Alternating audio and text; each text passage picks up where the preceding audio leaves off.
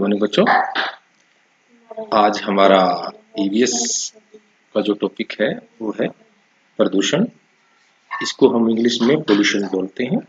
तो ये हमारे जो ईवीएस सब्जेक्ट है उसमें हम ये टॉपिक करेंगे। तो शुरू करते हैं। सबसे पहले तो प्रदूषण होता क्या है? दूषण मतलब गंदा होना, प्रदूषण। तो प्रदूषण में जो हमारा आसपास है, आसपास में क्या क्या शामिल है? हवा है, पानी है, आकाश है, तो ये और धरती है, पेड़ पौधे हैं, ये हमारा आसपास है जिसको हम हमारा वातावरण या पर्यावरण बोलते हैं। तो इसमें प्रदूषण किस प्रकार से हमारे लिए नुकसान पैदा करता है वो हम समझेंगे। प्रदूषण में क्या क्या शामिल है, किस प्रकार प्रदूषण होता है और प्रदूषण के जो है हानियां क्या क्या है, तो इस पे हम बातें करेंगे। तो आज का जो युग है, युग का मतलब होता है जिस समय में हम जी रहे होते हैं, यानी कि जो समय चल रहा है, तो वो विज्ञान का युग है। विज्ञान मतलब साइंस। तो नए नए एक्सपेरिमेंट होते हैं, नई नई चीजें विज्ञान हर रोज बना रहा है। तो उसमें क्या होता है, आज मनुष्य ने पृथ्वी, आकाश, जल पर अपना आधिपत्य जमा लिया है। इंसान की बात कर रहे हैं। इंसान ने क्या किया है? पृथ्वी है, आकाश है, जल है, सभी पर अपना आधिपत्य होता है, कब्जा करना। जो ये प्राकृतिक संसाधन है हमारे, इन पर सभी पर इंसान ने एक प्रकार से अपना कब्जा कर लिया है और मनुष्य की सुख सुविधाओं के लिए अनेक मशीनों एवं आविष्कारों को जन्म दिया है। तो जो जो आदमी ने नए नए एक्सपेरिमेंट किए, नए नए आविष्कार किए, तो आजकल इतनी मशीनें इंसान ने बना ली हैं, इतने आविष्कार कर लिए हैं, तो नई नई चीजें हर रोज इंसान अपने लिए बना रहा है।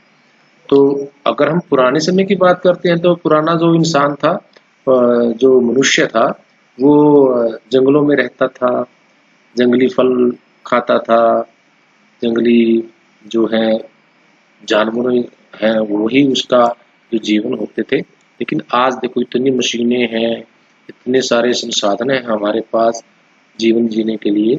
समय की गति के साथ साथ जनसंख्या में भी वृद्धि लगातार हुई है। जो जो समय बढ़ा है, तो जो जनसंख्या है इसमें क्या है, आदमियों की संख्या जो है लगातार बढ़ी है। क्यों बढ़ी है? देखिए, आज से अगर 20 वर्ष पहले हम अपने ही परिवार में आप देख सकते हो, 20 वर्ष पहले आपके परिवार में कितने सदस्य थे और 20 वर्ष बाद अब कितने हो गए हैं।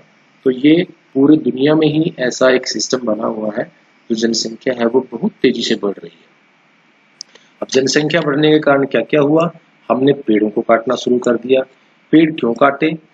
एक तो हमें लकड़ी चाहिए, दूसरा हमें रहने के लिए जगह चाहिए, और दूसरा खेती करने के लिए फालतू जमीन चाहिए हमें, और जो फैक्ट्री वगैरह लगानी है, उद्योग धंधे लगाने हैं, तो उनको भी लगाने के लिए हमें और ज्यादा जमीन चाहिए। तो इनके कारण हमने क्या किया? पेड़ों को काटना शुरू कर दिया। जो जंगल थे उनको हमने अंधाधुंध काटना शुरू कर दिया। उससे क्या हुआ? जो हमारा प्राकृतिक संतुलन है वो बिगड़ गया है।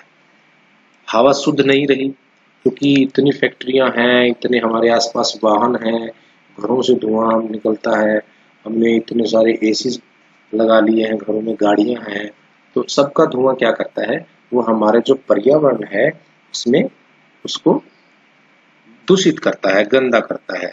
तो वर्षा, जलवायु और भूमि पर भी इसका दुष्प्रभाव पड़ा है। देखिए, जब प्रदूषण ज्यादा होता है तो जो हमारी वर्षा होती है वो भी दूषित होती है। जो हमारे आसपास की जलवायु क्या होती है, हमारे आसपास की हवा है, वातावरण है, वो भी दूषित होती है, भूमि भी दूषित होती है।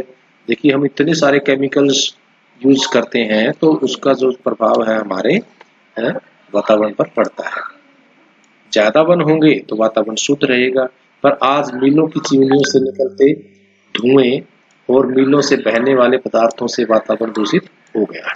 परंतु आज क्या है, इतनी सारी फैक्ट्री लगी हैं, इतने सारे व्हीकल्स हैं, इतने सारे जो हम घरों में भी इतने सारा एसी हमने लगा लिए हैं, तो ये सब क्या है, ये धुआं छोड़ रहे हैं। इससे क्या हो रहा है, हमारा जो वातावरण है वो दूषित हो रहा है। नगरों में बसों, ट्रकों तथा अन्य वाहनों से धुआं निकलता है, तो ये सारा धुआं देखो कहाँ से निकलता है, जिससे अनेक प्रकार के रोग हो रहे हैं।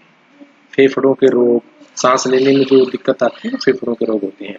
रक्त यानी कि खून के जो रोग होते हैं, चर्म के रोग, चमड़ी के जो रोग जैसे खाज है, खुजली है, ये सारी चीजें प्रदूषण की वजह से होती है। क्यों होती है? धुएं में जहरीले पदार्थ होते हैं। क्या होता है, जब हम सांस लेते हैं तो हमारे शरीर में पहुंच जाते हैं। इसी प्रकार मीलों से बेकार हो जाने वाला पदार्थ नदियों में बहा दिए। देखो, जब फैक्ट्रीज में नई नई चीजें बनती हैं तो उससे जो अपशिष्ट पदार्थ होते हैं, जो जैसे गंदा पानी होता है, गंदे केमिकल्स होते हैं, उनको नहरों में छोड़ दिया जाता है। नहरों से वो नदियों में चले जाते हैं, तो इससे पानी प्रदूषित हो जाता है और उससे भी हमें अनेक प्रकार के रोग हो जाते हैं। प्रदूषण की जो समस्या है बहुत भयंकर समस्या है। इसको अगर हमने रोकना है तो क्या करना चाहिए? तो पेड़ों की कटाई है उस पर रोक लगानी चाहिए और नए पौधे लगाने। वृक्षारोपण से मतलब है पौधों का रोपण करना, पौधे लगाना। इस पर हमें ज्यादा से ज्यादा बल दिया जाना चाहिए। इससे तो प्रदूषण कम होगा। और दूसरे क्या है, जो कार्बन डाइऑक्साइड मैंने बताया था, ये जो गैस होती है ये हमारे लिए बहुत नुकसानदायक है। और शुद्ध वायु जो हम सांस लेते हैं वो ऑक्सीजन है। जो पौधे होते हैं वो क्या करते हैं मैं बताता हूँ आपको। जो पौधे हैं वो इस कार्बन डाइऑक्साइड गैस को तो अपने अंदर सोख लेते हैं अपने भोजन के रूप में, और हमें बदले में क्या देते हैं? शुद्ध वायु, ऑक्सीजन।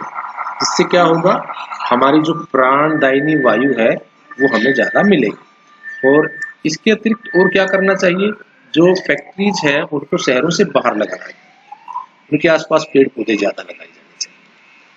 और जो प्रदूषण का असर है वो शहरों पर अधिक पड़ता है, क्योंकि शहरों में वाहन ज्यादा है, कार, बस और ये सब, और फैक्ट्रियां भी ज्यादा हैं। तो हमारा ये कर्तव्य है कि हम ज्यादा से ज्यादा पौधे लगाएं और हमारी जो प्रकृति है उसको बचाएं, उसको संरक्षण करें। तो ये जो टॉपिक है ये हर क्लास के लिए है। आपने इसको अच्छे से वीडियो को देखना है और एक बार फिर से आज आपने इसको लिखना है और अपना होमवर्क चेक करना है। तो इस वीडियो में इतना ही। Thank you, have a nice day.